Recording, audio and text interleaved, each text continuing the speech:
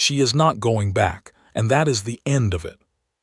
Cyrus Hadley's voice cut through the Hadley Ranch kitchen like a blade through dry rope, sharp and final, and nobody in that room. Not his mother Margaret with her hands pressed flat on the oak table, not his younger brother Dale who stood by the window with his arms crossed, not even his Aunt Vera who had ridden 3 hours from Tucson specifically to weigh in on this matter. Nobody dared to draw breath for a full 5 seconds after those words left his mouth. Margaret Hadley was the first to recover.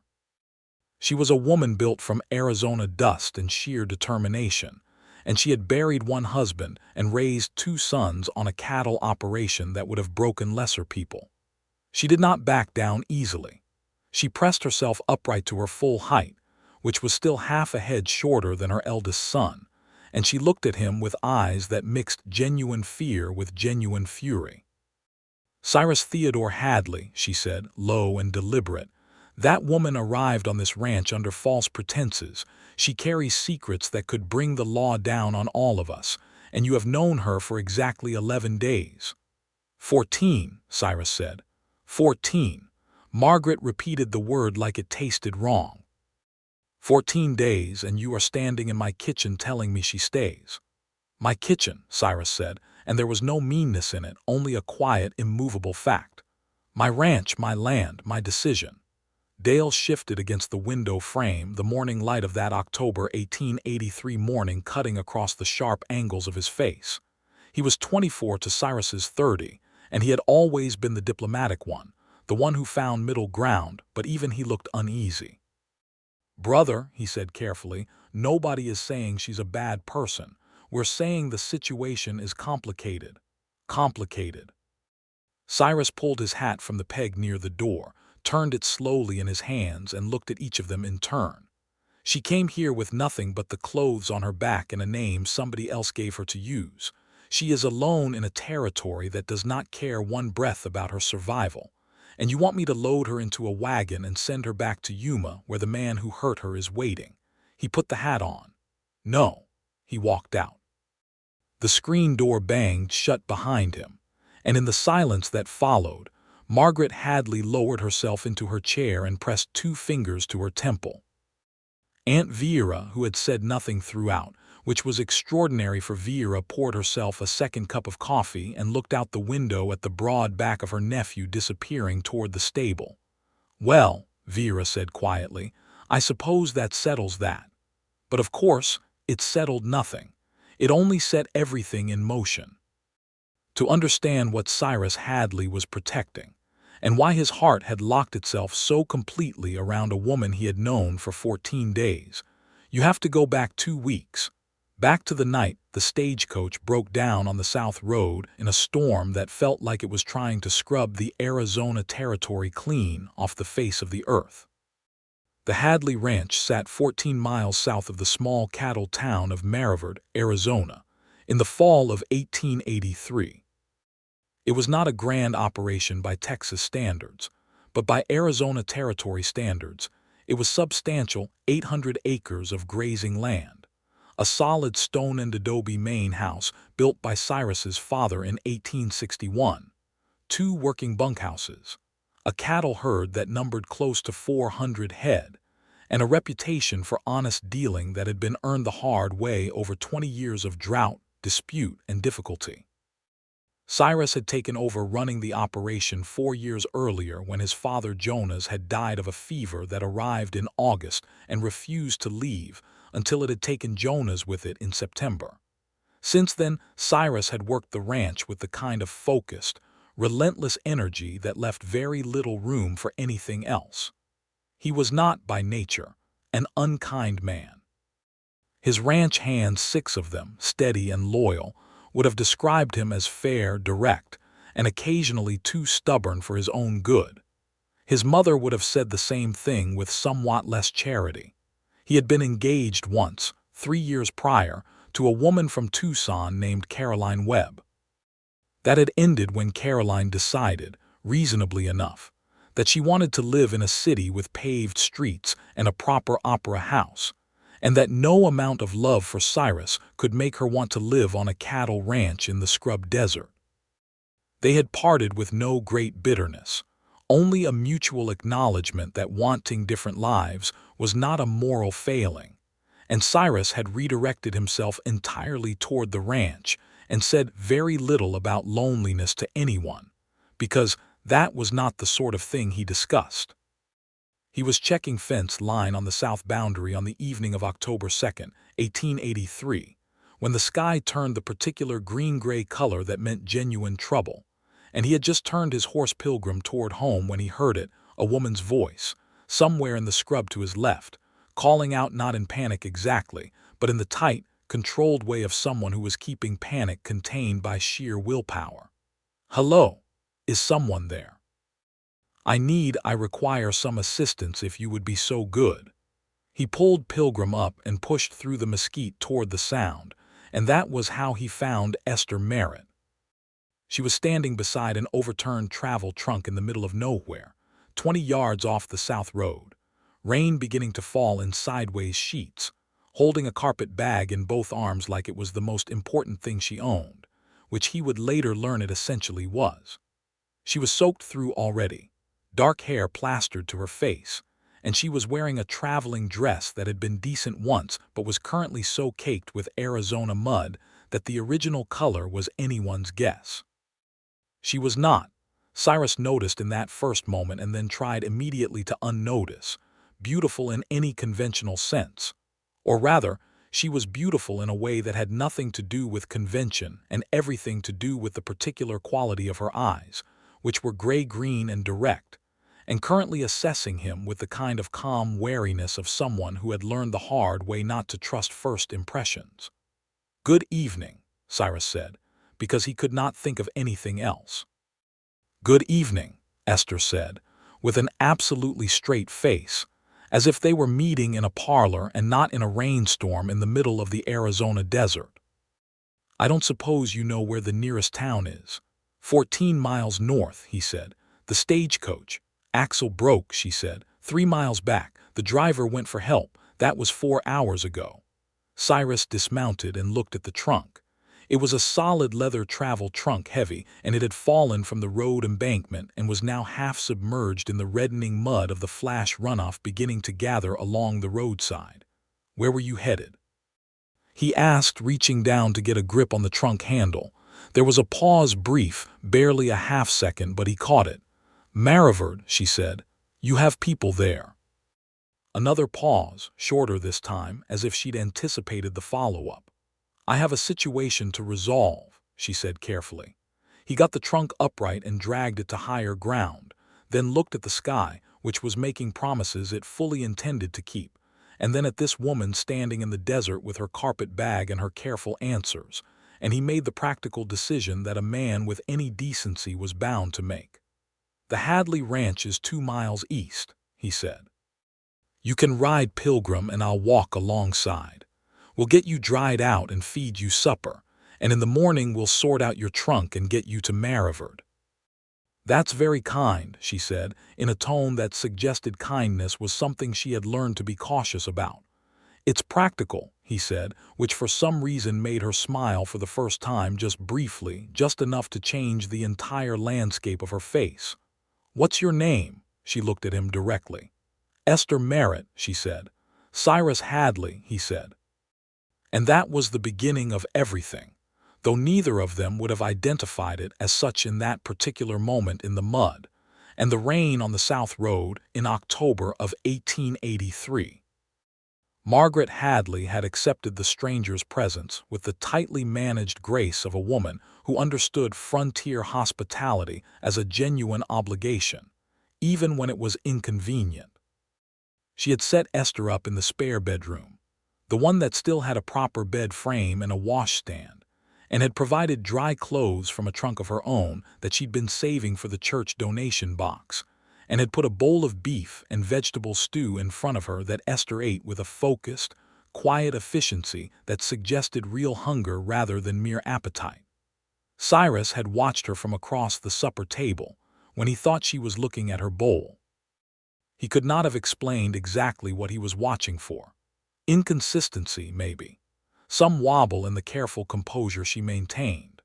but she held it steady, answered Margaret's questions politely without volunteering anything extra, thanked Dale for passing the bread with genuine warmth.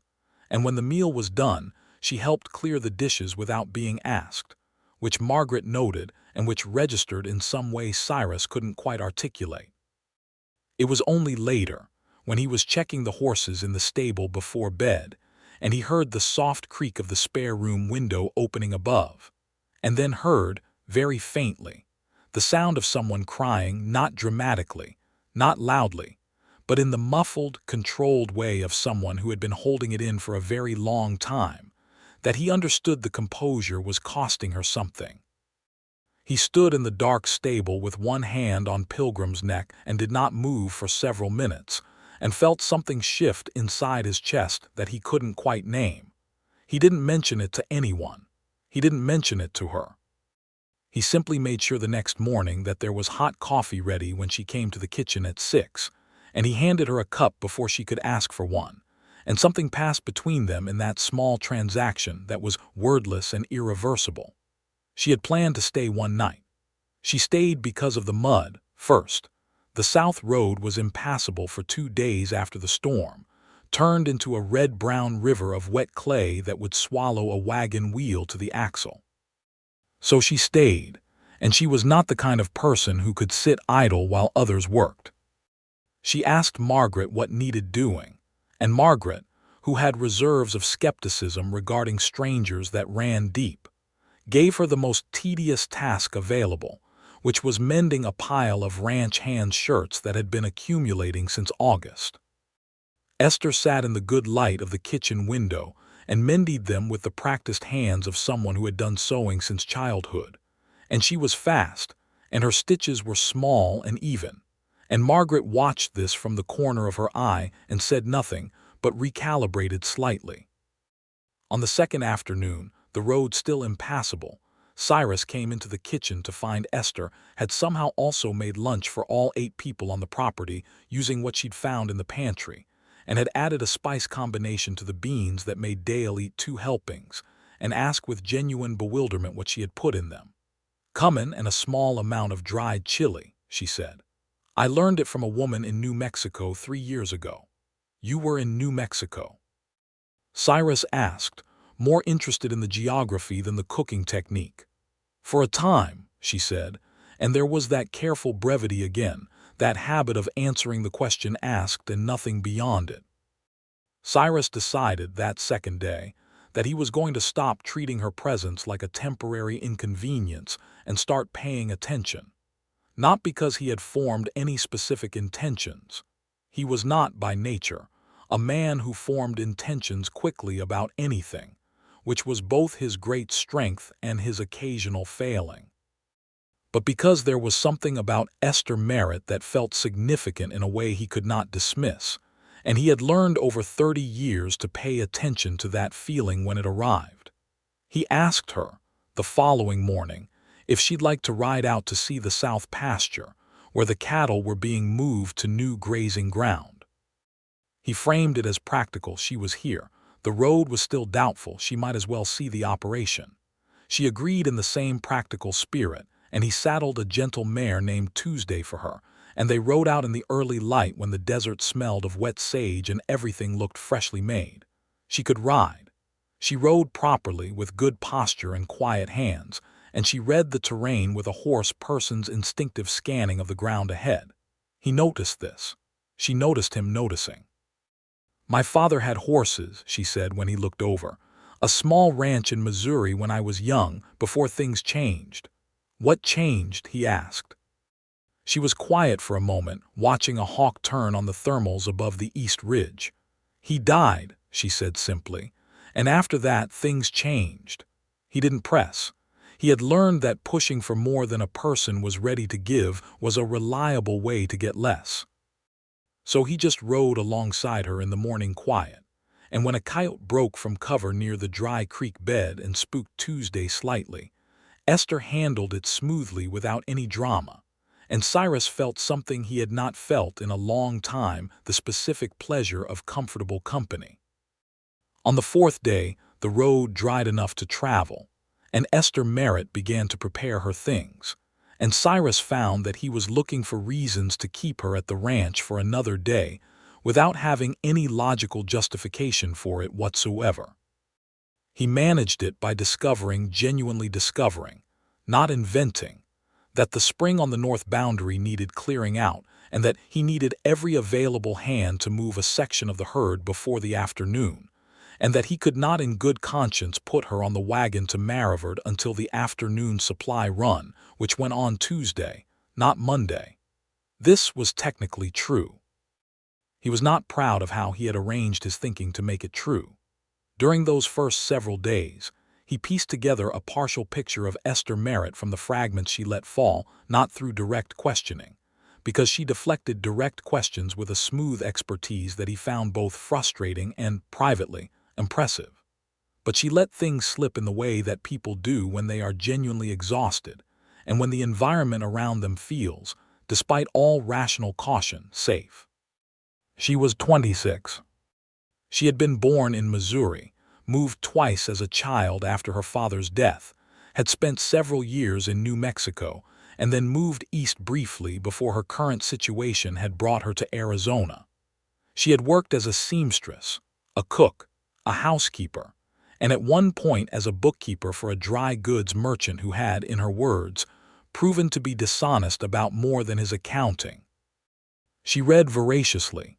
She had 3 books in her carpet bag, which Cyrus counted with a private respect, and she had opinions about things that she expressed carefully but clearly, and she was not afraid of silence. What she did not tell him, not yet, was why she had been on that stagecoach to Maryvard, or what situation she had to resolve there, or why her careful composure occasionally cracked into something that looked very much like fear when she thought no one was watching. He found out the truth on the 6th day, and he found out in the worst way possible, which was by accident. He had ridden into Maryvard for supplies and was in the general store when he overheard 2 men talking near the feed section, speaking with the particular comfortable loudness of men who assume their conversation is private, because they cannot imagine anyone caring about it. "Wentworth's been asking around town," one of them said, "looking for a woman who was on the Yuma stage, dark hair, gray eyes, traveling under the name Merritt." "What's Wentworth want with her?" the other said. "Calls her his wife," the first man said, and there was an unpleasant undertone of amusement in it. "Or near enough. Says she ran off with his money and some papers of his and he wants her back." Cyrus stood very still next to the flour sacks. "His wife or near enough," the second man said. "What does that mean?" "Means what it sounds like," the first said. "He had her working in his business in Yuma. She was supposed to marry him, then she ran." "Well, if she's smart she'll keep running," the second man said, and then they moved further into the store and their voices dropped below hearing. Cyrus bought his supplies and rode back to the ranch and said nothing to anyone. He went directly to the stable and stood there for a full 10 minutes, working through what he had heard, turning it over like a stone to see what lived underneath it. Walter Wentworth. He knew the name. Everyone in the Arizona territory with any connection to business knew the name. Wentworth ran a freighting and trading operation out of Yuma that was considered legitimate by the people who benefited from it, and something considerably less than legitimate by the people who had been on the wrong end of it. He was 48 years old, had been married once before. The first wife had died under circumstances that people discussed in low voices, and he had never been charged with anything specific, which was not the same thing as being innocent of anything specific. He was wealthy in the way that men in territorial Arizona sometimes became wealthy, which was to say that wealth and the law had not always traveled the same road in arriving at his current position. Cyrus understood in a single, clarifying moment everything that Esther's careful silence had been protecting. She had been in Wentworth's employ, or worse, in his possession in some capacity, and she had gotten herself out, and she had been heading to Maryvard for a reason he still didn't know but which he was suddenly sure had not been a casual decision. He went inside, and he found her in the kitchen helping Margaret with the week's baking, and he said, quietly and without preface, Tell me about Walter Wentworth." The way the color left her face told him everything before she said a single word. Margaret set down her rolling pin and looked between them with the sharp attention of a woman who understood that something significant was happening in her kitchen and who was trying to determine whether it was dangerous. "You heard something in town," Esther said. "It was not a question." "I heard his name," Cyrus said, "and yours connected to his." She was quiet for a long moment, and he watched her decide, actually watched the decision move through her, the weighing of it. Then she untied her apron and set it on the table and looked at him directly, which he had come to understand was her particular way of indicating that she was about to tell the truth. "I was in Yuma for 8 months, she said. "I came there as a housekeeper through an agency. Walter Wentworth placed the advertisement. When I arrived, the nature of the position became different from what had been described. He had a business, but it was not entirely a legitimate one. I was expected to help him with the bookkeeping and the correspondence, which I could do and which I did. But he also made it clear over those months that he had other expectations. That I was not hired help but something closer to property." She paused. "He is not a man who accepts the word no gracefully." Margaret made a small sound that was not quite a word. "I found in the course of managing his correspondence and his accounts documentation of certain business arrangements that would have been of significant interest to the federal marshal in Tucson," Esther continued. "Not just irregular bookkeeping. Agreements made with men who were transporting stolen cattle across the territorial line, records of payments, names." She looked steadily at Cyrus. "I made copies of the relevant documents. I kept them, and then I left." "The copies are in the carpet bag," Cyrus said. "Yes," she said. "And you were going to Maryvard because—" "Because I have been corresponding with Judge Eli Harmon in Maryvard. He was appointed by the federal court, and he is, by every account I could find, honest. I wrote to him before I left Yuma. He agreed that if I could get the documentation to him safely, he would act on it." She paused. "I could not mail the documents from Yuma because Wentworth controls the post arrangements there. And I could not go directly to Tucson because Wentworth has associations with at least 2 men in the marshal's office there. Maryvard was the only safe route I could see." There was a long silence in the kitchen. Outside, the wind moved through the cottonwoods along the creek, and somewhere in the distance a calf was calling. "So Wentworth is in Maryvard," Cyrus said, "looking for you." "He must have gotten ahead of the stagecoach route," she said, and there was something in her voice now that she was not quite successfully controlling, a tremor of something that was exhaustion and fear mixed together. "He has people everywhere. I thought I had chosen the right moment to leave, but if he is already in Maryvard, you cannot go to Maryvard alone," Cyrus said. "No," she agreed quietly. "I cannot." Cyrus looked at her for a moment longer. Then he turned to his mother.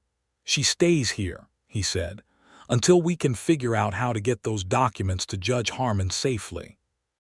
Margaret looked at her son, and then at Esther, and then at her son again, and her expression was complicated, full of calculation and something warmer that she wasn't quite ready to name.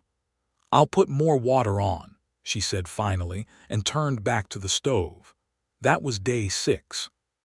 On day 7, Cyrus sent his most trusted ranch hand, a steady man named Ben Alcott, who had worked the Hadley spread for 11 years and who could be trusted with anything, on a quiet ride to Maryvard to find out what was known about Wentworth's presence there, and to get a message to Judge Harmon without drawing attention.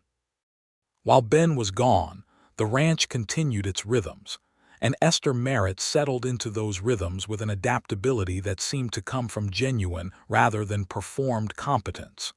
She helped in the kitchen. She helped with the mending. She learned the routine of the place without being told and inserted herself into it where she could be useful without overstepping.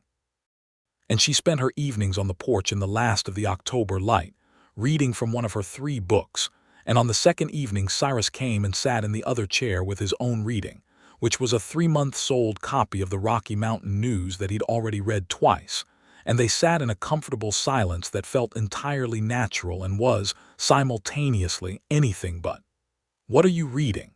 He asked her without looking up from his newspaper. Charles Dickens, she said. Great Expectations. Have you read it? No, he said. You should, she said. It's about the danger of building your life around an illusion of what you want rather than the reality of what you have. He lowered the newspaper and looked at her. She was watching him with those gray-green eyes that had an unsettling habit of seeing more than he was offering. That sounds like a warning, he said. It might be, she said, to either of us. He held her gaze for a moment that stretched longer than casual conversation required, and then he raised the newspaper again and the evening continued around them, and he thought about that statement for 3 days afterward. Ben Alcott came back on the second day of his ride, with information that changed the shape of things considerably. Judge Harmon was real, was honest, and was expecting the documentation. He had been waiting for 3 weeks and had become concerned when Esther did not arrive. Wentworth was indeed in Maryvard, was staying at the hotel, and had 2 men with him, and had been making inquiries about the missing woman with a story about a sick relative who needed to be brought home, which no one in Maryvard believed, but which gave him a plausible surface reason to be asking questions. Judge Harmon, through Ben's careful communication, sent word that if the documents could be brought to the courthouse, not to his home, not to a public place, but to the courthouse on a specific morning when he could guarantee 2 federal deputies would be present, the matter could be concluded in a manner that would remove any subsequent threat to Esther's safety. He can't come after you if the documents are already in federal hands and the case is open, Cyrus said, when Ben had finished the report and they were sitting around the kitchen table with Esther and Margaret. That's when you have leverage. Before the documents arrive, you're in danger. After, you're a witness. Witnesses can still be threatened, Esther said, and there was a dark knowledge in the way she said it. Not as effectively, Cyrus said. Not if the federal court knows who you are and why you came forward. Esther looked at him across the table. You seem to know a considerable amount about how this sort of thing works, she said. My father had a dispute with a land agent who was falsifying deeds, Cyrus said. It took 4 years to resolve. I learned more about territorial law than I ever wanted to know. She nodded slowly, and something in the set of her shoulders shifted, a fraction of the held tension releasing. The courthouse, she said, Thursday morning. With the federal deputies present. That gives us 4 days to plan and 3 to travel if we need to stage it carefully, Cyrus said. You're saying you would ride to Maryvard with me, Esther said. Yes, he said. Why? She asked, directly and without softness, in the manner of someone who had been burned by assuming good intentions and wanted them stated clearly. Cyrus was quiet for a moment. He could have given her practical reasons. The danger of a woman traveling alone with Wentworth and his men in town, the value of a local rancher with a known name accompanying her to the courthouse. Those reasons were true. But they were not, he knew with a clarity that surprised him slightly, the whole truth or even the most important part of it. Because you came onto my land in a storm, he said finally, and you are in danger, and I am not the kind of man who turns away from that. She held his gaze for a long time. I appreciate that, she said carefully. I want to be very clear with you, Cyrus, that I am not in a position to ask anything of you beyond practical help. I know, he said. I have nothing, she said, and the directness of it had a hard edge of something that was not quite bitterness but was adjacent to it. No money, no family connections, no property. I am a woman who ran from a dangerous man carrying stolen documents. I'm not a safe person to be associated with. I've noticed, Cyrus said, and the very slight warmth in the way he said it made her blink just once in what he recognized as surprise. It doesn't change anything. Margaret, who had been listening to this entire exchange with the focused attention of a woman taking careful notes, picked up her coffee cup and said nothing at all, which for Margaret Hadley was a very loud statement. Those 4 days before the Thursday ride were days that Cyrus would spend a long time thinking about afterward, in the way you think about days that you recognized even while living them as somehow more real than ordinary time. He found reasons to be near her, and he was honest enough with himself to admit that they were reasons rather than coincidences. He showed her the operation of the ranch with the kind of focused attention that he usually reserved for ranch business, explained the grazing rotation, the water management, the particular challenges of running cattle in the Arizona scrub. And she listened with the genuine interest of someone who had grown up around something similar and lost it, asking questions that showed she understood more than the basics, making observations that were perceptive and occasionally pointed. On the Tuesday afternoon, 2 days before the planned ride, they were mending a section of fence along the east boundary, a minor repair job that he had deliberately chosen to do himself rather than sending a hand, which was not something he normally did, and which Ben Alcott had noted with a privately amused expression. And the conversation drifted from the fence to the land to her father's ranch in Missouri, and then to her years since. "You said things changed after your father died," Cyrus said, working the wire. "Who did you have after that?" "My mother remarried quickly," Esther said, holding the post steady. "Her second husband was not unkind, he was just not interested in us, in my sister and me. We were inconveniences from a previous arrangement." She paused. "My sister married at 17. I could not bring myself to marry for simple security. That sounds proud." "No," Cyrus said. "It sounds like you knew your own value." She looked at him quickly, as if the statement had caught her off guard. "People told me it was foolishness," she said. "People tell stubborn things foolishness when they don't want to examine their own compromises," he said, pulling the wire taut. She was quiet for a moment. Then she said, "You are not what I expected when I was found in the desert by a rancher." "What did you expect?" "Less complication," she said. "More, I don't know, less of you perhaps." He drove the staple into the post and did not look at her when he said, "Is that a complaint?" "No," she said, and he heard the smile in it even before he looked up and saw it on her face. And it was a real smile this time, not the careful, controlled one but the actual one that changed her whole face and did something significant to his concentration. They rode back to the ranch house in the amber afternoon light with the long shadows of the saguaros lying across the ground and the smell of distant rain on the air again. Not threatening this time, just present. And Cyrus did not say anything about the fact that this was the best afternoon he had spent in years, because that seemed like too much to put on a fence repair job. But he thought it. That evening, Dale cornered him in the stable after supper. Dale had his diplomatic expression on, which meant he was about to say something he'd been rehearsing. "Brother," Dale said. "Dale," Cyrus said. "I like her," Dale said. "I want to be clear about that. I think she is remarkable, actually, and the situation with Wentworth is real and serious, and I am not minimizing it." "But," Cyrus said, because there was clearly a but you are looking at her the way you looked at the land deed to the North 40 when you were deciding whether to buy it, and I know what that look means, and I think you should be careful about going to Maryvert on Thursday looking like that, because Wentworth's men will read it." Cyrus was quiet for a moment. "I don't know what you mean by that look," he said. "Yes, you do," Dale said. Cyrus gave Pilgrim an extra handful of oats and said nothing, which was its own kind of answer. The ride to Maryvert on Thursday morning was planned with the kind of careful attention to detail that Cyrus gave to operations that had meaningful stakes. He rode with Esther and Ben Alcott, and he had sent word ahead with a trusted contact in town about the courthouse timing. Esther carried the carpet bag with the documents herself, under the seat of the light wagon they took, concealed beneath a layer of domestic goods that looked entirely ordinary. The plan was to arrive at the courthouse before Wentworth's men would reasonably be awake and active, deliver the documents to Judge Harmon with the deputies present, and then deal with whatever came after from a position of security rather than vulnerability. It worked, for the most part, which is to say that the critical part of it worked cleanly. Judge Harmon was exactly as described.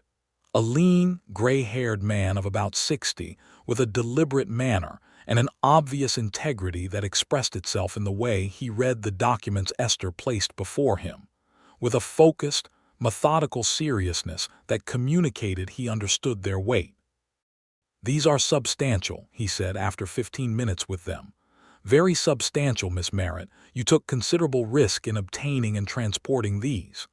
"Yes, sir," Esther said, in the composed tone she used when she was, in fact, the opposite of composed. "You understand that once I open a formal inquiry, you will likely be asked to testify," Harmon said. "Yes, sir," she said. "I am prepared to do that." The federal deputies witnessed the documents being logged into evidence and took Esther's preliminary statement. It took 2 hours. Cyrus and Ben waited outside, on a bench in the courthouse hall, and Cyrus was aware the whole time of the low-level danger of the street beyond the courthouse doors, and the fact that Wentworth's men were somewhere in this town, and might or might not know where their quarry had gone. Wentworth himself found out, as it turned out, not while they were in the courthouse, but as they were leaving, because the territory was the kind of place where information moved faster than anyone expected, and where men like Wentworth had cultivated reliable sources. He was waiting outside the courthouse with one of his men, and the sight of him was instantly clarifying. He was a broad, gray-haired man of about 48 with the kind of surface pleasantness that was clearly a professional tool, currently abandoned because he was angry and the anger was showing in the tight set of his mouth, and the way he was holding himself very still, which was more dangerous than movement. "Esther," he said pleasantly, which was the worst kind of way to say it. Esther stopped on the courthouse steps. Cyrus stepped slightly in front of her, not blocking her but present, clearly and deliberately present, and Wentworth's eyes moved to him with the quick appraisal of a man who dealt in threats for a living. "Walter," Esther said, and her voice was absolutely steady. "The documents are now in the possession of the federal court. Judge Harmon has been made aware of everything they contain. 2 federal deputies have witnessed my statement." She held his gaze. "There is nothing you can do here that would not be witnessed by the man standing directly behind you, who is currently looking at us from the courthouse window." Wentworth turned slightly. Judge Harmon was, indeed, standing at the courthouse window. His expression was the particular expression of a man who is both witness and warning. A long moment passed. The main street of Maryvard went about its business around them, a wagon passing, 2 women with market baskets, the sound of the farrier's work from down the block. Normal life, indifferent to the quiet standoff on the courthouse steps. "You have made," Wentworth said, still pleasantly, "a significant enemy." "I had a significant enemy already," Esther said. "At least now the situation is on record." Wentworth looked at Cyrus once more, a measuring look, and Cyrus held it without any expression at all, which was sometimes more effective than the alternative. Then Wentworth turned and walked away up the main street with his man, and the moment released around them like a held breath. Ben Alcott, who had positioned himself quietly to Wentworth's left during the entire exchange and who had said nothing and done nothing except be very visible, let out a long, slow breath. "Well," he said, "that was tidy." Esther turned to Cyrus. Her composure was intact, but her eyes were bright with something that was relief and exhaustion and something else, something that looked remarkably like the beginning of tears, which she was clearly not going to permit in the middle of Maryvard's main street. "Thank you," she said, quietly and directly, which was how she said all her most important things. "You did it yourself," Cyrus said. "All I did was stand on the same step." "No," she said with a slight fractured smile. "You did considerably more than that." They rode back to the ranch in the afternoon light, and the tension that had been holding the air around Esther Merritt since the night she had appeared in the storm on the South Road had shifted into something different. Not quite peace, not yet, but the beginning of a space where peace might eventually live. It was at supper that same Thursday evening, with the crisis technically resolved and the obvious next question hanging unspoken over the table, that the conversation with the family had finally happened, the conversation that had brought everything to its point.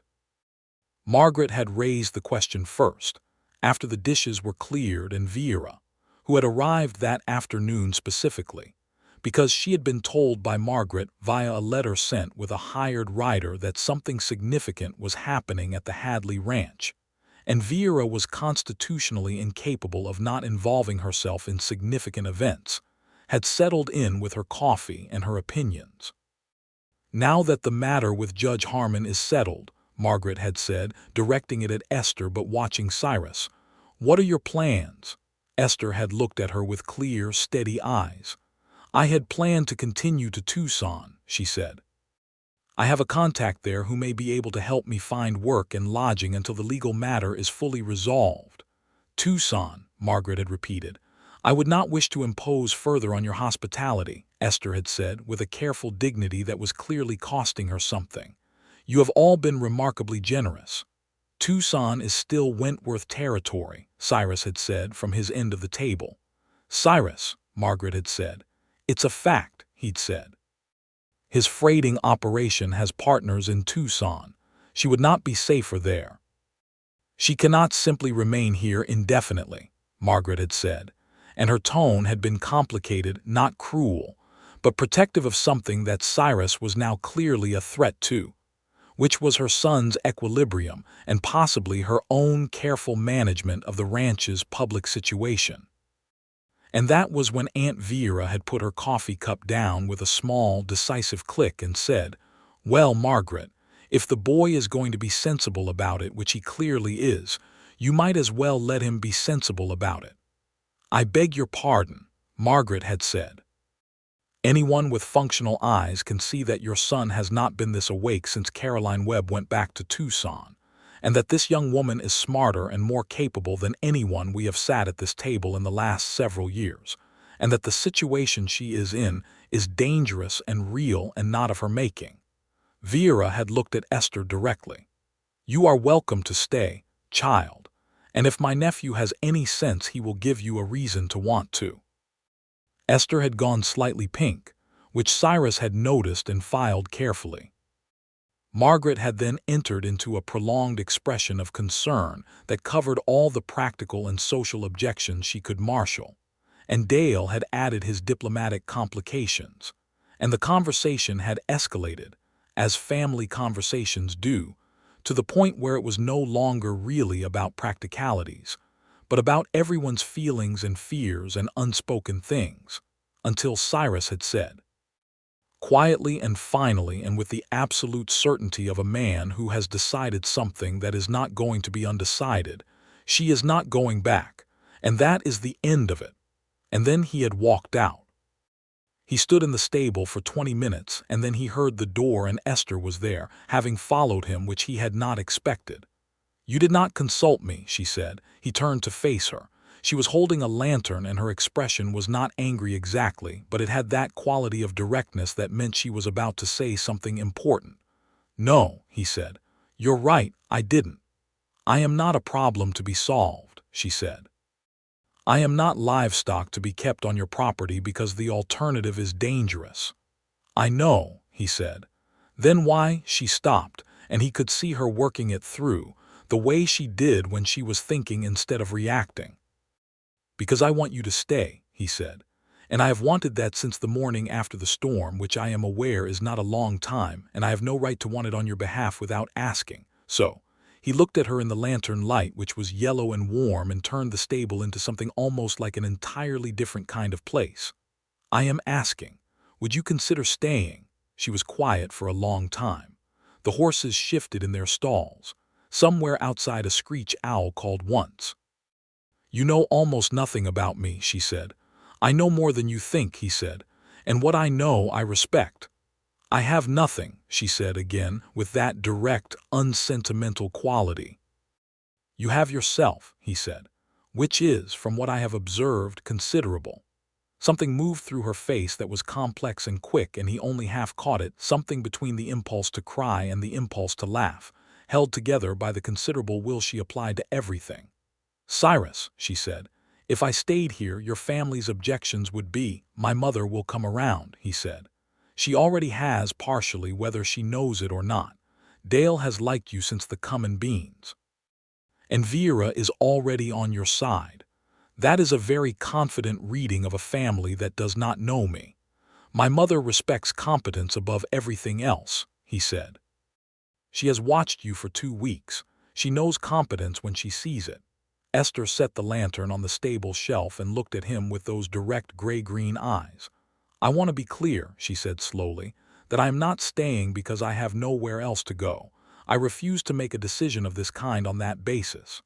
I understand, he said. I would be staying because, she paused, and he could see the precise moment that she decided to be fully honest. Because I have felt for the first time in a very long time that I was in a place that felt like it could be home, and because you are, she stopped again. Say it, he said quietly. You are not like anyone I have met, she said. You are inconveniently, stubbornly, thoroughly decent Cyrus Hadley, and that is a remarkably rare thing to find, and I would be a fool to walk away from it. The lantern light moved between them in the small night breeze from the open stable door. Then stay, he said. She looked at him for one more moment, measuring and deciding, and then she said, yes. There were practical complications after that, because there are always practical complications when you make a decision of significance, and the Hadley Ranch was a practical operation run by practical people who could not simply set aside the logistics of an additional person, especially one whose situation was still technically under federal review. But complications, as it turned out, were nothing that determination and time could not address. Margaret Hadley came around in the way that Cyrus had predicted, not in a single dramatic moment of softening, but in the gradual, incremental way of a strong woman acknowledging reality. It began with the morning she woke at 3 with a sick headache and found Esther already in the kitchen, having risen for her own reasons, who made her a tea that combined willow bark and something else and sat with her until it worked, which it did in about 30 minutes, after which Margaret said nothing, but looked at Esther with the new expression of someone recalibrating their model of a situation. It continued through the week after, when Esther began, quietly and without announcement, reorganizing the kitchen stores in a way that was demonstrably more efficient, and that Margaret recognized as more efficient, which was the kind of thing Margaret noticed. And through the afternoon that Esther sat with Margaret while she was writing out the ranch accounts and spotted, politely and without any superiority, a repeating error in the tallying that had been costing the ranch approximately $4 per month in miscalculation, not a crisis sum, but real, and corrected it with a brief explanation that made clear she understood what she was looking at. Where did you learn bookkeeping? Margaret asked, and her tone was different from its earlier careful skepticism. My second employer, Esther said, the dishonest one. I learned his system thoroughly enough to use it against him. Margaret made a sound that was almost a laugh. Practical, she said. I try to be, Esther said. There was a pause. Then Margaret said, without looking up from the ledger, Cyrus has not been easy since his father died. He carries it very quietly, which is harder in some ways than carrying it loudly.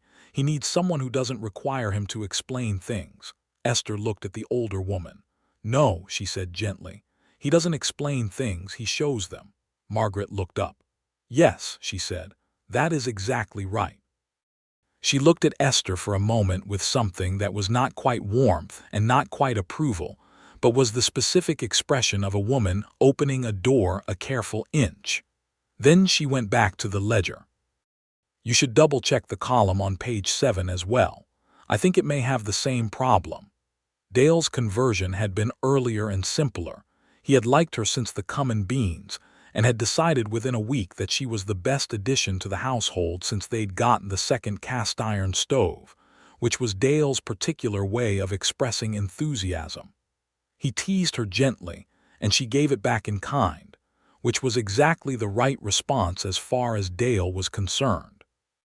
November came in over the Arizona desert with thin, cold nights and days of extraordinary clarity, and the ranch moved into its winter rhythms, and Esther moved into those rhythms with the naturalness of someone who had found the shape that fit her. The legal matter proceeded through the federal court with the slow but determined pace of an honest judge with solid documentation, and word came in late November through Judge Harmon that federal warrants had been issued for Wentworth and two of his associates, and that Wentworth had apparently fled east rather than face the warrants, which was the most likely outcome, but still produced in Esther a visible release of something that she had been carrying for the better part of a year. She read the letter in the kitchen with Margaret standing nearby, and when she set it down her hands were shaking slightly, not with fear but with the letting go of it. Margaret poured her a cup of coffee and put it in front of her, and then, in a gesture that was the closest thing to explicit affection that Margaret Hadley was likely to offer anyone who was not her son or her late husband, put one hand briefly on Esther's shoulder before moving away to check the stove. Esther stared at her coffee and blinked very carefully several times and managed to maintain herself.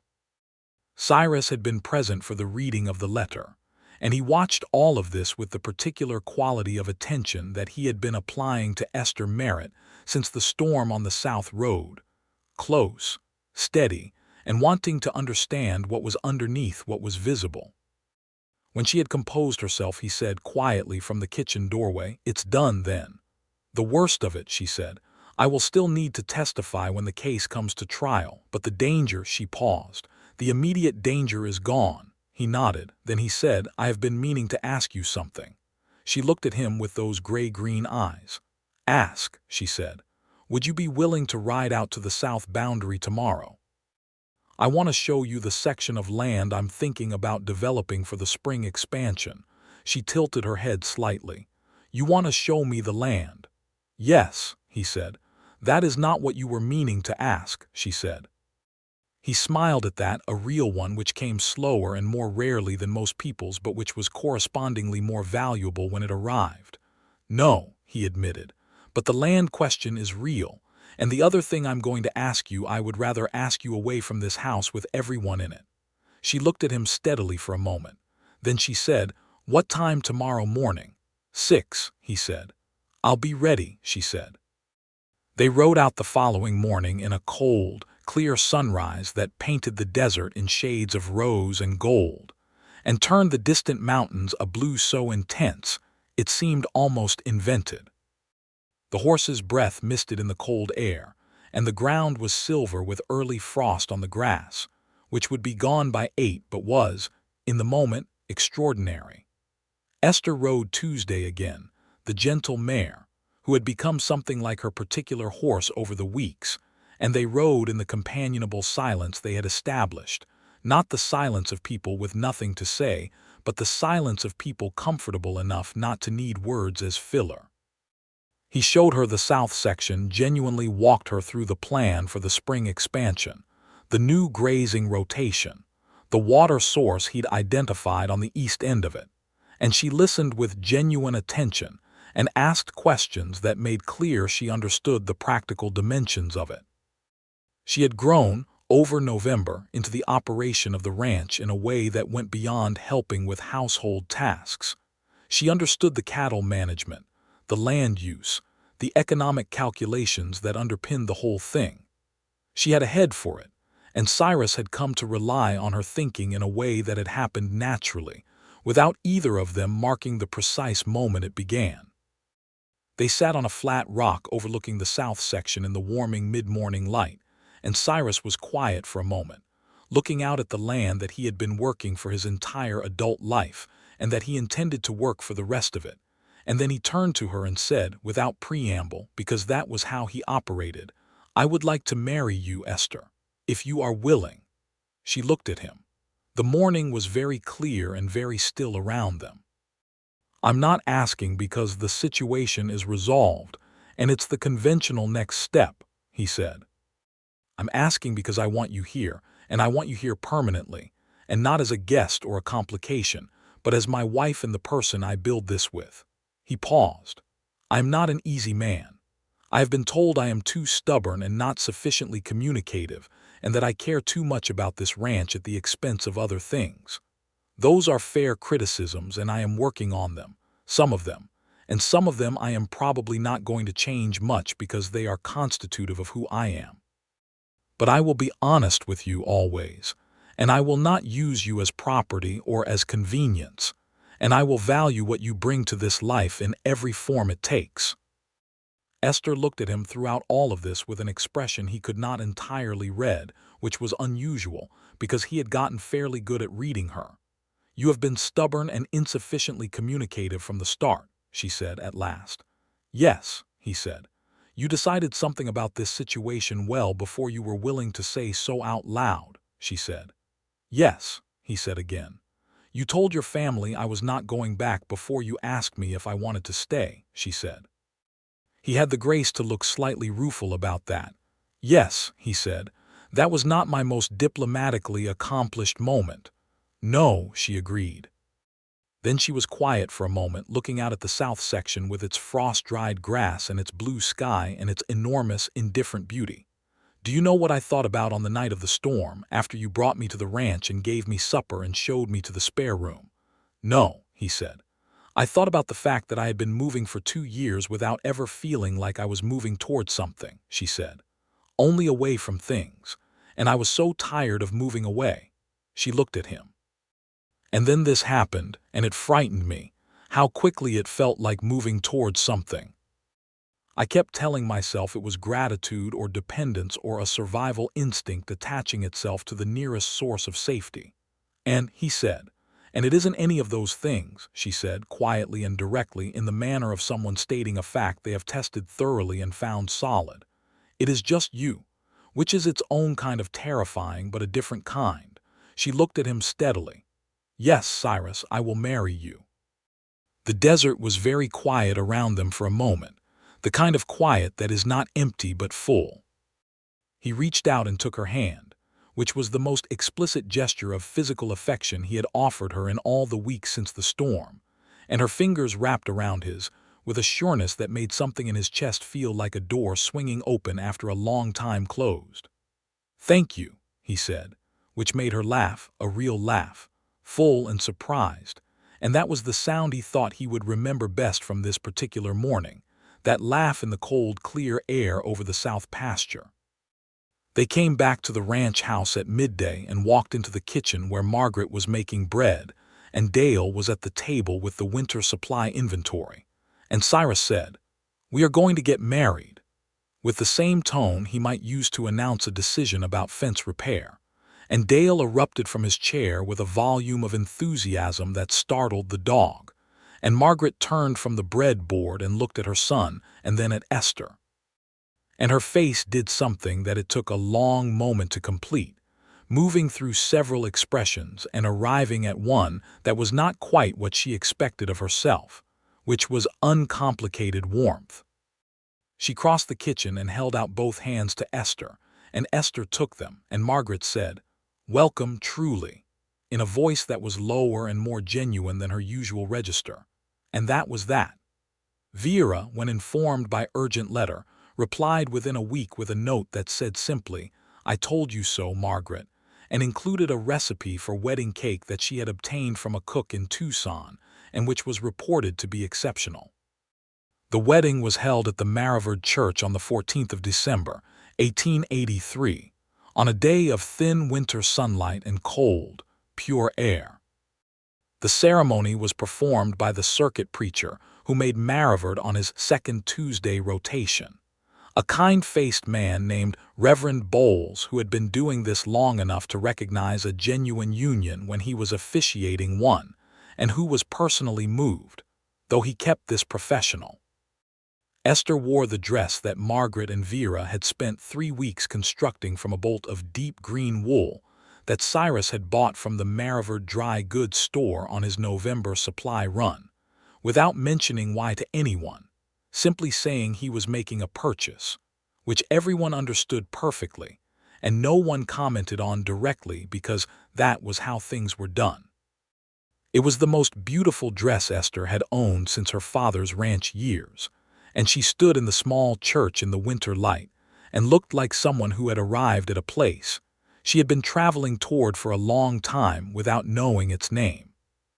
Cyrus stood next to her in his best coat, which was black wool and which Dale had insisted on pressing the night before, and he looked at her throughout the ceremony with the steady, serious attention he gave to everything that mattered to him. And when Reverend Bowles reached the part where he said, "You may kiss your bride," Cyrus put one hand against the side of her face with a gentleness that was the same quiet certainty he brought to everything, and kissed her, and the 6 ranch hands in the front pews, who had been instructed to be there by Ben Alcott on the grounds that the boss deserved a full house, broke into the kind of applause that you usually reserved for something considerably more dramatic than a wedding kiss, but which was, everyone agreed afterward, entirely appropriate. The wedding supper was held back at the ranch, and Ben Alcott's wife Clara produced a quantity of food that suggested she had been preparing for days in secret, which she had, and Vera arrived from Tucson in her good dress with the wedding cake, which was indeed exceptional and which Dale ate a piece of at every opportunity until it was gone. There was fiddle music from one of the hands, a young man named Pablo Reyes who had grown up in Sonora and who played with the kind of natural fluency that had nothing to do with training, and the cleared space in front of the fireplace became, briefly, a dance floor, and Cyrus Hadley danced with his wife, which his ranch hands would remember and discuss for years because they had genuinely not been certain he knew how. He did know how, as it turned out. He was not graceful exactly, but he was competent and steady, and he held her like she was something he intended to keep, which was really what mattered. Esther danced with her head against his shoulder and her eyes closed for part of it, and she thought about the storm on the South Road, and the mud and the overturned trunk and the gray-green moment, when she had looked up and seen a man on a horse looking down at her with practical concern and no discernible drama. And she thought about how many times between that moment and this one she had almost left, almost run again from the thing she was most afraid of, which was not Wentworth or the law or exposure, but the specific danger of staying somewhere long enough to need it. She had stayed. It had not destroyed her. It had been, in fact, the most sensible decision she had made in years, and she was a person who valued sense. She would testify in February of 1884 before the federal court in Prescott, in the case against Walter Wentworth and his associates, and she would do so calmly and clearly, and with the complete documentation that left Wentworth's attorney very little room to maneuver. Wentworth was convicted on 2 counts of fraud and 1 count of theft of federal property, and sentenced to 7 years in the Yuma Territorial Prison, which Esther considered an appropriate conclusion, and which she noted in her private journal with a brief, precise entry, and then did not think about much again, because there was too much else to think about. The winter settled over the Hadley Ranch with a cold that was by Arizona standards severe and by Missouri standards entirely manageable, and Esther found herself in the first weeks of her marriage navigating the specific, complex, occasionally hilarious process of learning to live with the man she had married, which was, she discovered, a considerably different thing from living near him. Cyrus was, as advertised, stubborn. He had opinions about the right way to do things that had been formed by 30 years of doing them a particular way, and he did not easily revise these opinions in the face of alternatives, even alternatives that were demonstrably better. He took considerable time to adjust to having someone else's perspective as a daily fixture. He was not good at expressing what he needed until he had gone some time without it. He could be silent in ways that read as distant when they were really just internal. Esther was, in complementary ways, difficult. She was self-sufficient to the point of occasionally refusing help that would have made things easier because accepting help felt too much like dependence, which she had spent years being afraid of. She had a temper that she controlled well most of the time, and that emerged when she felt dismissed or overlooked in a way that was quick and sharp, and occasionally aimed poorly. She had opinions about things she had not yet expressed because she was still calibrating how much of herself was safe to offer. They navigated all of this with the combination of honest conversation and practical compromise. That was the only thing that actually worked. And there were 3 or 4 significant arguments in the first winter that were uncomfortable and productive in the way that significant arguments sometimes are. And there was the particular satisfaction of getting through each one without either of them leaving or going silent for days. Which was the particular satisfaction of two people learning that they could fight and survive it. Margaret watched all of this from the position of a woman who had done her own version of it 40 years earlier with Cyrus Hadley, and who recognized the shape of a real marriage being built, which looked nothing like the easy romances in the novels Dale, sometimes borrowed from the lending library in Marivard, and everything like two people deciding daily to remain honest with each other. She said nothing about any of it out loud to either of them. She occasionally, when Esther seemed tired or overwhelmed or was visibly working through something difficult, materialized in the kitchen with coffee and a piece of dried apple cake and a willingness to sit at the table without requiring conversation, which was its own form of love and which Esther recognized and was grateful for. Spring came in March with the particular explosion of color that the Arizona desert produced after a wet winter, the wildflowers coming up in sheets of yellow and purple and orange across the hillsides, and the cattle operation moved into the busy season with the calving and the spring branding, and the first of the drives to the Marivard stockyards. Esther had taken over the ranch accounts entirely by February, with Margaret's blessing and eventually with Margaret's genuine relief. Margaret had always managed them because they needed to be managed, not because she found any particular satisfaction in them. Esther found them satisfying in the way that orderly systems satisfied her, and she was good at them.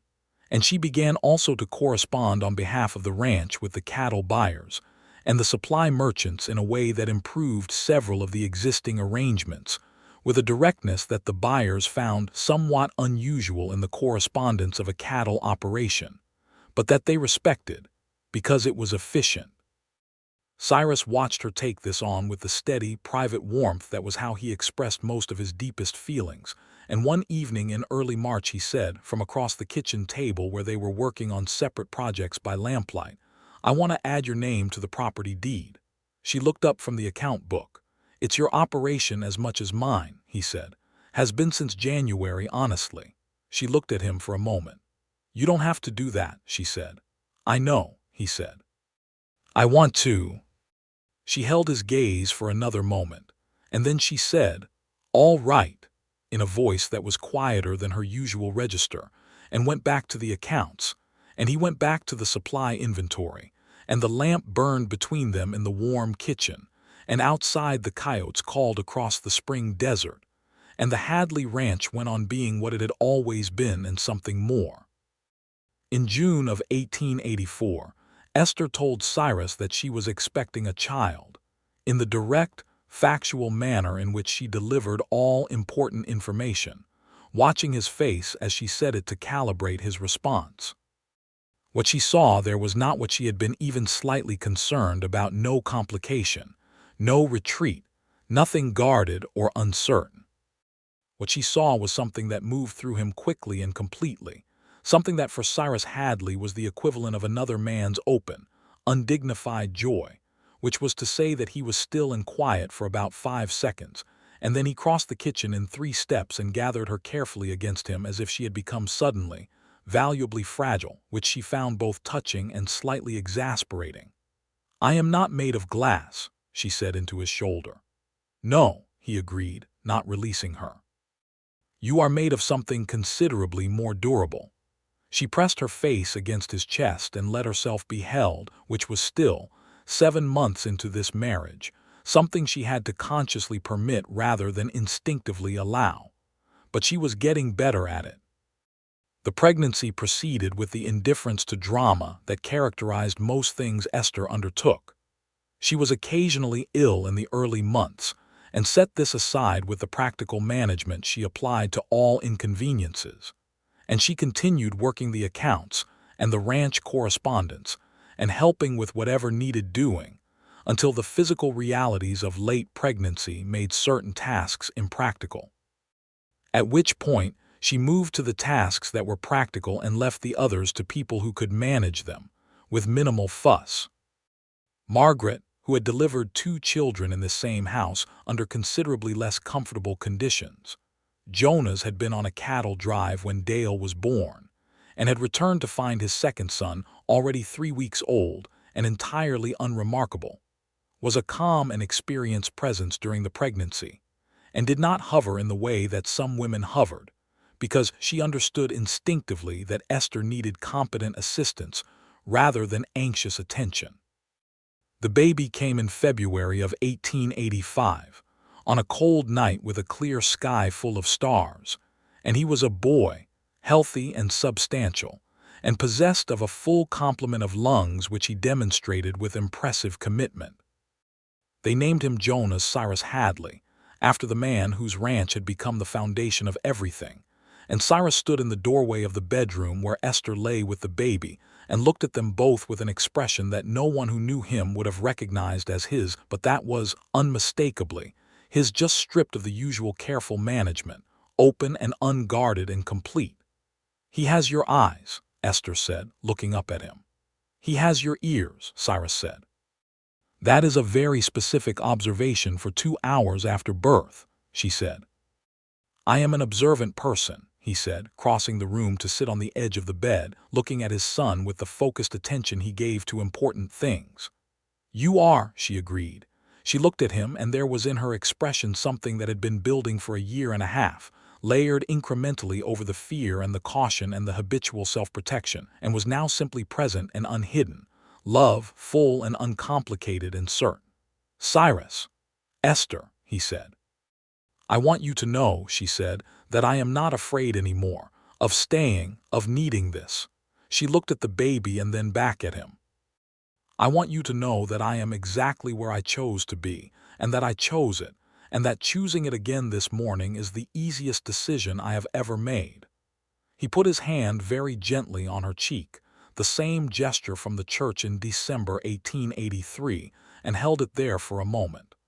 "Good," he said, with a quiet that held everything. Dale was a besotted uncle from the first moment. He was allowed to hold the baby, which was embarrassing and endearing in equal measure, and which Margaret documented with genuine satisfaction. And Vera arrived from Tucson when the baby was 3 weeks old and spent 2 weeks at the ranch, insisting on doing more than her share of everything and being, despite her considerable personality, genuinely useful. Ben Alcott and Clara brought a carved wooden rattle, and Ben shook the baby's hand with the solemnity of a man welcoming a new colleague. Pablo Reyes played the fiddle from the bunkhouse some evenings when the baby was fussy, and it worked, which everyone considered remarkable.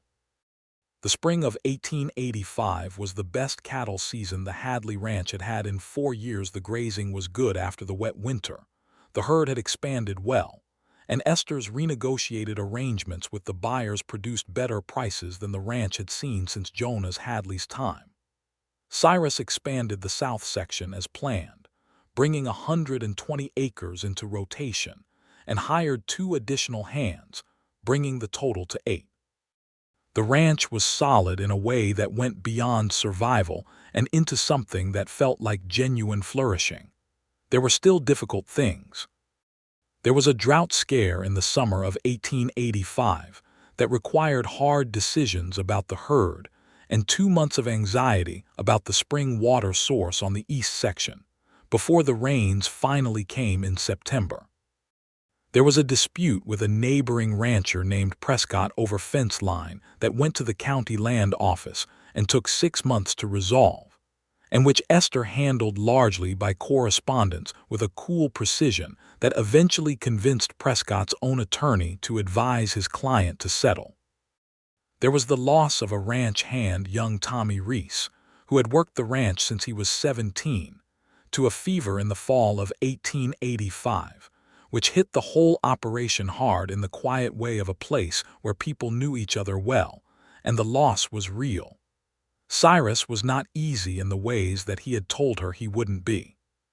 He was still capable of going to a quiet, internal place for days when things were difficult, and the work was always going to be the center of him, in a way that occasionally required her direct communication to pull him back into the present of their marriage and the life they were building together. She gave him that communication when it was needed, directly and without drama, and he took it with the honest willingness of a man who knew his own limitations and was trying. She was still, in moments, afraid of needing the things she had. There were days when the old instinct rose up and told her it was precarious, that she had built something on ground that could shift. That dependence was danger. She had learned to say so when it happened, which was harder than it sounded, and which Cyrus had learned to hear without defensiveness, simply acknowledging it and saying the things that were true, that he was staying, that the ground was solid, that the fact of her naming her fear was itself evidence of how far she had come from the woman who cried silently in the spare room with the window open, so that no one would hear. In the winter of 1886, Esther was expecting again, and this time the pregnancy had a different quality, calmer, more certain, unencumbered by the adjustments and revelations of the first year. She was deeply settled into the ranch and into her marriage, and into the identity she had built here, which was not the identity of a woman who had escaped something, but the identity of a woman who had arrived somewhere.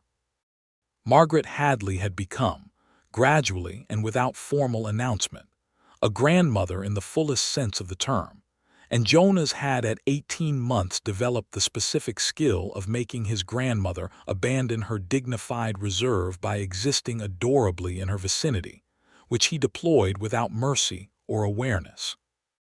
Margaret would not have described her relationship with her daughter-in-law as warm in the same register that she described her love for her sons, but it was deep, and it was genuine, and in the moments when she thought about what her son had told her on that October morning in 1883, she is not going back, and that is the end of it.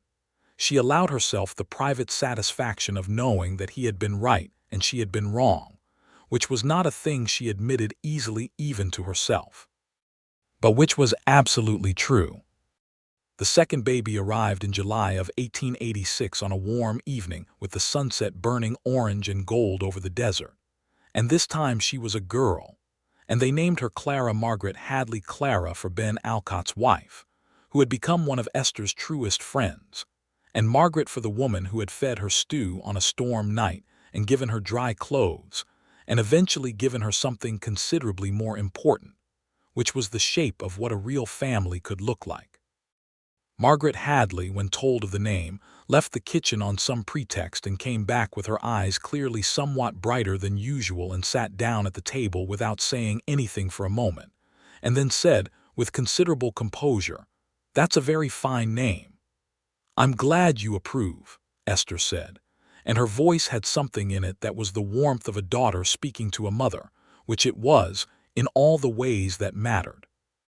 Cyrus, holding his daughter in the yellow lamplight of the bedroom that had once been a spare room, looked at the baby and then at his wife and said, very quietly, "I want to tell you something." "Tell me," she said. "I went looking for you," he said. "On that day on the South Road, I had no reason to push through the mesquite in that direction. I could see the storm coming and I should have ridden straight home." He paused. "Something made me go toward that side." She looked at him. "You never told me that." "No," he said. "I'm telling you now." She reached up and put her hand over his where it held the baby and looked at the two of them, this man and this child in the lamplight of this house on this land in the middle of the desert that had become the whole geography of her heart. "I am very glad you did not go straight home," she said. "So am I," he said.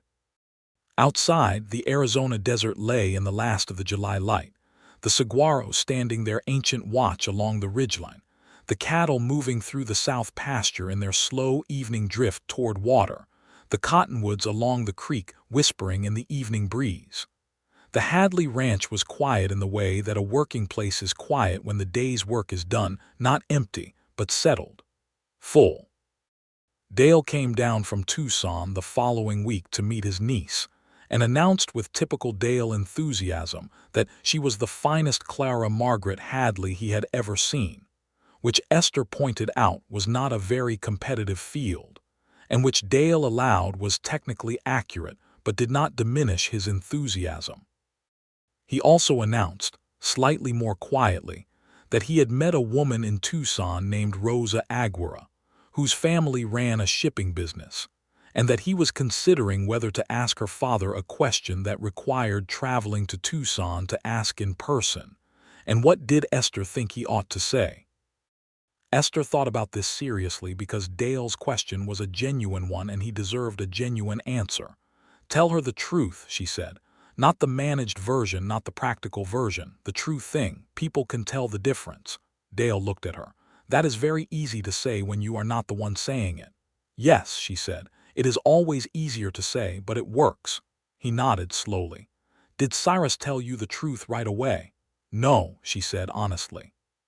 "He told it to me the way he tells everything, gradually and in pieces, and usually by showing rather than saying. But yes, eventually, the true thing." She paused. "That is what mattered." Dale went to Tucson the following month and asked Rosa Aguirre's father the question. And the answer was yes, which the entire Hadley ranch celebrated with the kind of warmth that a family produces when it has learned, through some difficulty, that it expands rather than diminishes with each new person who comes into it.